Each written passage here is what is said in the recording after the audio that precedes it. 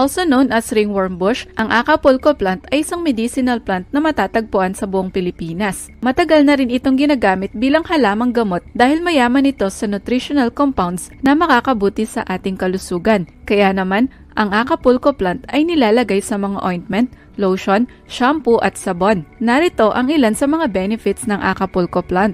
Number 1. Antifungal at antimicrobial properties.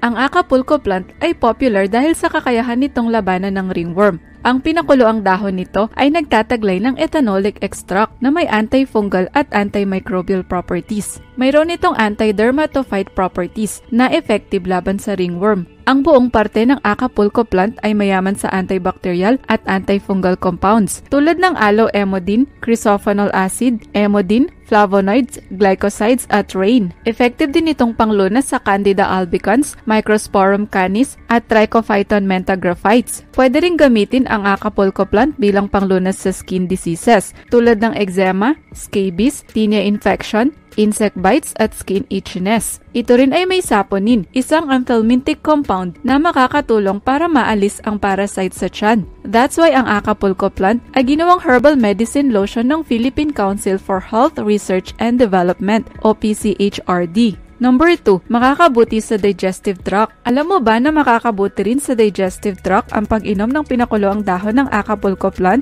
Dahil sa taglay nitong saponin at anthelmintic properties, ang Acapulco plant ay ginagamit bilang laxative para maalis ang intestinal parasites mula sa katawan. Makakatulong din ito upang maiwasan at malunasan ang constipation. Mayroon ding purgative anthracene derivatives ang Acapulco plant tulad ng aloe emodin at rine. So, pwede itong gamitin bilang diuretic purgative na makakatulong upang ma-promote ang madalas na pag-ihi. Kung nais mong gawing laxative o herbal tea ang halaman, putulin ang dahon, bulaklak at ugat ng Acapulco plant. Pakuluan ito ng 10 to 15 minutes. Pagkatapos, salain ito at inumin ang tea, lalo na kung nahihirapan kang dumumi. Number 3. Panglunas sa lung problems. Ang dahon at bulaklak ng Acapulco plant ay ginagamit bilang traditional herbal medicine upang maiwasan ang mga symptoms ng lung problems kagaya ng asthma attacks, bronchitis, coughs, dyspnea o shortness of breath. Nagtataglay ito ng flavonoids at crisophanic acid na may anti-inflammatory, antibacterial at antiviral properties. Ang Acapulco plant ay mayroon ding anthraquinones na nagtataglay ng anti-proliferative activity laban sa lung cancer cells. Pwede rin gamitin bilang expectorant o gamot sa ubo ang Acapulco plant dahil nagtataglay ito ng antiviral at antibacterial compounds tulad ng aloe emodin, saponins, tannins at terpenes. Number 4. Panglunas sa pain at inflammation. Ang Acapulco plant ay makakatulong din sa mga taong may inflammatory-related diseases. Ito ay mayaman sa anti-inflammatory compounds tulad ng alkaloids, crisophonol acid, flavonoids, glycosides at tannins. Napatunayan din sa pag-aaral ng dahon ng Acapulco plant ay mayroong crisoriol, kaempferol at quercetin. Ang mga nasabing compounds ay nagtataglay ng anti-inflammatory properties na makakatulong upang maibsan ang symptoms ng inflammation. Magagamit din ito bilang panlunas sa iba't ibang uri ng inflammatory-related conditions kagaya ng arthritis, gout, bursitis, rheumatism at iba pang problema sa muscles at joints. Additionally, ang kaempferol na matatagpuan sa Acapulco plant ay nagtataglay ng analgesic properties, kaya naman makakatulong din ito upang maibsan ang kirot na sanhi ng inflammation. Number 5. Pinopromote ang oral health. Madalas bang kumirot ang ngipin mo o di kaya ay palagi kang nagkakaroon ng mouth sores o ulcers? Kung gayon, subukan mong i-gargle ang Acapulco plant. Ang toothache ay maaari mong maranasan kung may inflammation sa pulpitis ng iyong ngipin. Maaari ka ring magkaroon ng mouth sores o ulcers dahil sa bacterial, fungal at viral infection. Fortunately, ang Acapulco plant ay nagtataglay ng compounds na may antibacterial, antifungal, antiviral at anti-inflammatory properties. Mayroon itong aloe emodin, crisophonol acid, flavonoids, glycosides, saponins, tannins at terpenes. Ang mga nasabing compounds ay posibleng makatulong upang malunasan ang mouth infections. Kung meron kang stomatitis, pwede mong gawing mouthwash ang Acapulco plant tea. I-gargle lang ito ng 3 times a day hanggang mawala na ang symptoms ng infection. Number 6. Nagbibigay proteksyon laban sa cancer at tumor. Ayon sa pag-aaral, ang Acapulco plant ay nagtataglay ng potent antioxidant activity. May good amount din ito ng antioxidants compounds tulad ng anthraquinone, carotenoids, flavonoids, phenols, vitamin A at vitamin C. Ang mga nasabing compounds ay makakatulong upang maiwasan ang free radical damage na nagdudulot ng cancer. Mas mataas din ang radical scavenging activity ng Acapulco plant kaysa sa synthetic antioxidant compound na butylated hydroxytoluene. Napatunayan din na ang aqueous extract ng Acapulco plant ay makakatulong para lumakas ang immune response ng katawan. Bukod sa antioxidants, ito rin ay nagtataglay ng anti-peroxidation activities na maaaring makatulong upang maiwasan ang development ng cancer. May anti-tumor properties din ang Acapulco plant na proven effective laban sa colon, bladder at colorectal cancer. Number 7.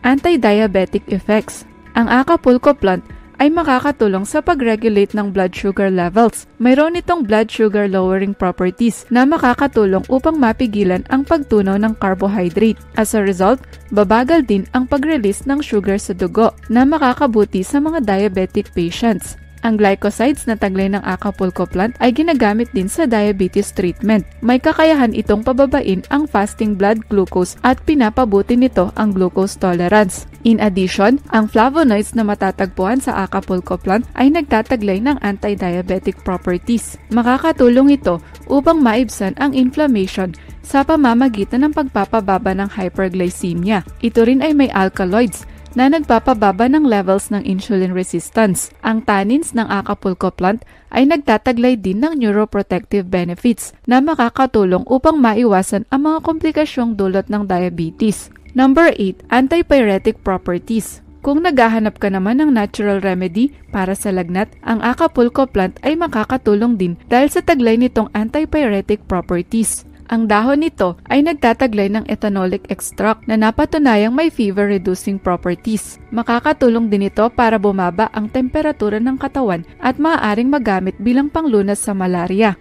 Ang Acapulco plant ay mayaman sa natural compounds na may antibacterial, antifungal, antiviral at anthelmintic properties. Dahil dito, makakatulong ito upang malunasan ang fever at malaria. Sa katunayan, ginagamit ang buong parte ng halaman sa Brazil, Guinea at Guatemala para sa treatment ng flu at malaria. That's why ang regular na pag-inom ng tsaa na mula sa Acapulco plant ay makakatulong upang makaiwas sa infectious diseases. Number 9. Pang-boost ng immunity. Para naman sa mga madalas magkasakit kagaya ng ubo at sipon, maaaring sign nito na mahina ang iyong immune system. Pero huwag mag-alala dahil ang Acapulco plant ay siksik sa antioxidant compounds tulad ng vitamin A, vitamin C, anthraquinone, carotenoids, flavonoids at phenols. Ang vitamin A ay kilala rin bilang anti-inflammation vitamin dahil mahalaga ito sa immune function. Makakatulong ito upang mapanatiling maganda ang vision at pinopromote nito ang growth at development.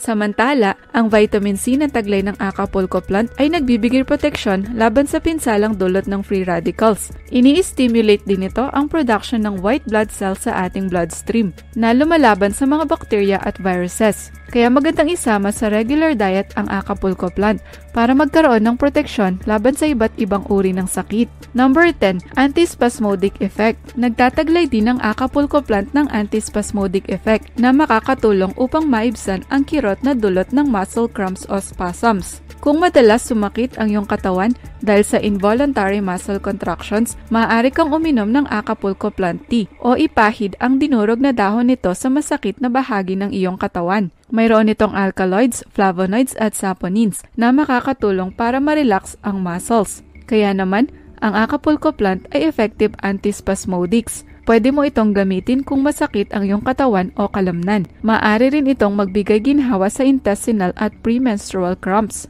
Ano-ano ang side effects ng Acapulco plant? Ayon sa pag-aaral, ang katas ng dahon at buto ng Acapulco plant ay may toxicity effect pero mas malakas ang cytotoxicity ng seed extract ng halaman kaysa sa katas ng dahon nito. Ibig sabihin, posible itong nakakapinsala sa cells ng katawan. For instance, ang katas ng dahon ng Acapulco plant ay mayroong abortifacient compound, so dapat iwasan ng mga buntis at nagbe-breastfeeding ang paggamit ng anumang bahagi ng halaman. Ang mga taong may sensitive skin ay maaari ring makaranas ng allergic reaction sa paggamit ng Acapulco plant. Nagtataglay din ito ng vitamin K na posibleng magdulot ng drug interaction sa coagulant drugs. Mayroon din itong cannavanine na may kakayahang palalain ang symptoms ng autoimmune diseases kagaya ng lupus. Dahil sa taglay nitong immunosuppressive property, dapat iwasan ang paggamit ng Acapulco plant kasabay ng corticosteroids o cyclosporine. Posible rin itong magdulot ng drug interaction sa hypertension, heart problems at diabetes medications. Ang sobrang paggamit nito ay nagdudulot din ng pag-breakdown ng red blood cells na makakasama sa mga anemic, kaya mainam na kumonsulta muna sa doktor